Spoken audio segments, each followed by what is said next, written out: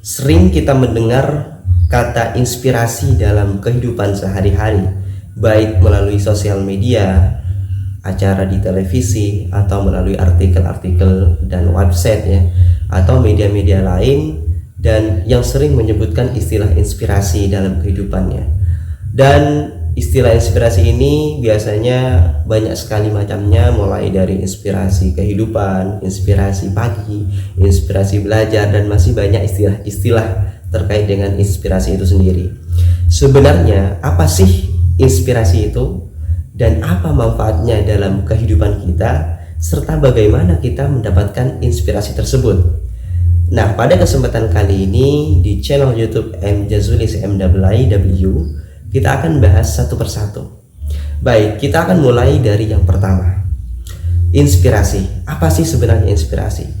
Kalau kita coba lihat di Kamus Besar Bahasa Indonesia, inspirasi itu adalah sebuah ilham ya, atau terilhami. Dalam hal ini, saya mencoba untuk menyederhanakan kata itu adalah ketika di dalam pikiran itu muncul sesuatu yang memiliki makna, yang memiliki sebuah arti yang datang secara tiba-tiba di dalam pikiran kita, yang menyebabkan pikiran kita itu tersita untuk hal itu, dan emosi kita ingin melakukan sesuatu tentang hal itu.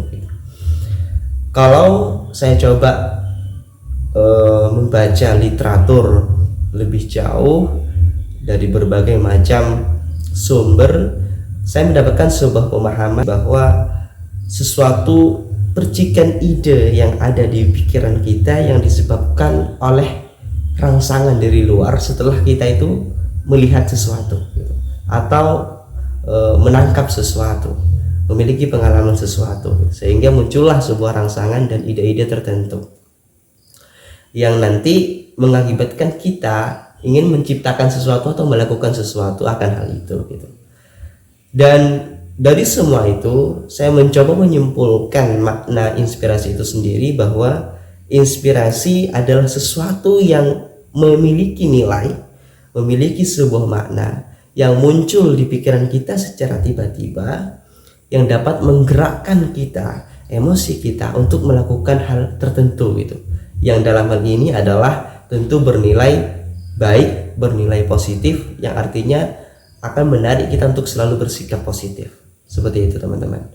Contoh misalkan ya, contoh gampangnya adalah ketika kita menonton sesuatu misalkan yang berkaitan dengan kehidupan, sehingga pikiran kita terfokus dan hati kita tersentuh, dan disitulah kadangkala muncul inspirasi-inspirasi untuk kita juga ingin melakukan hal yang bernilai positif, bernilai guna, yang memiliki nilai kebaikan di dalamnya.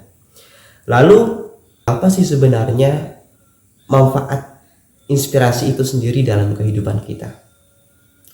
Ada banyak sekali manfaat inspirasi terhadap seseorang dalam menjalani kehidupannya. Yang pertama, inspirasi ini akan membuat seseorang terbuka untuk melakukan pengalaman-pengalaman baru. Karena sifatnya inspirasi ini hubungannya adalah tentang masa depan gitu ya, tentang hal-hal yang unik, hal-hal yang menarik, sehingga kita ingin melakukan suatu pengalaman-pengalaman baru. Nah, terus yang kedua, inspirasi ini menjadi cikal bakal dari sebuah kreativitas. Kenapa saya katakan begitu? Karena ketika kita terinspirasi dan kita tergerak untuk melakukan kegiatan tertentu akibat inspirasi itu, ketika kita benar-benar melakukan dan sukses melakukan itu, maka lahirlah sebuah karya-karya atau kreativitas tertentu akibat adanya inspirasi itu sendiri. Nah, makanya saya mengatakan orang yang selalu terinspirasi, dia akan berpotensi untuk melahirkan sebuah karya-karya atau kreativitas tertentu.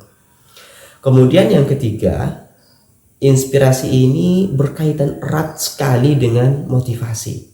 Bahkan bisa dibilang inspirasi ini menjadi motivasi besar dalam kehidupan seseorang ketika inspirasi itu ternyata berkaitan erat dengan hal-hal tertentu yang diinginkan oleh orang tersebut. Sebagai contoh nih, misalkan ada seorang guru, misalkan seorang pendidik yang berkeinginan sekali untuk melahirkan anak-anak didiknya menjadi orang yang bermanfaat untuk bangsa dan negaranya. Misalkan suatu ketika seorang guru tersebut menonton sebuah video, di mana di dalam video itu jangan cuma video ya, bisa saja adalah sebuah realita, di mana video atau realita itu dia melihat ada seorang guru yang secara fisik dia itu kurang sempurna, tetapi dia dengan gigihnya tetap mengajar. Bahkan mohon maaf, misalkan dia kekurangan tangannya, dia menulis menggunakan kakinya dan semacamnya, tetap dia melakukan aktivitas atau profesi sebagai seorang guru layaknya orang yang normal gitu. Sehingga orang yang tadi punya keinginan untuk melahirkan anak didiknya, dia menjadi terinspirasi. Wah, orang yang seperti itu saja bisa seperti ini loh, bisa mengerjakan sebagaimana orang yang normal.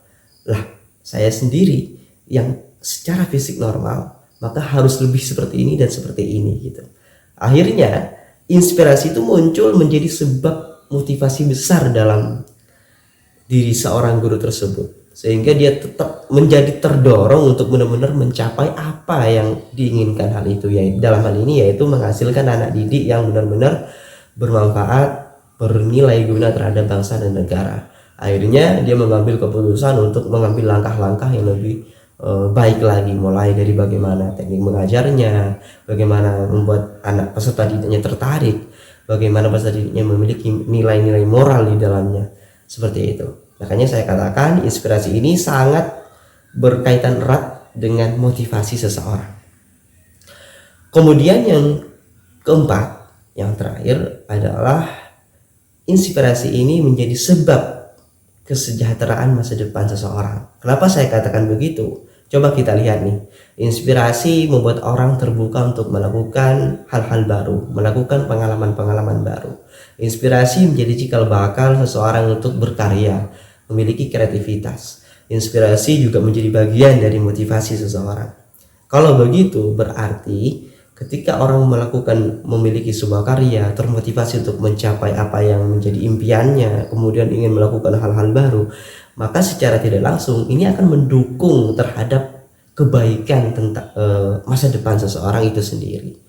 Seperti itu teman-teman. Nah, kemudian selanjutnya, selain manfaat dari inspirasi, lalu bagaimana kita mendapatkan inspirasi itu sendiri agar kita selalu terinspirasi?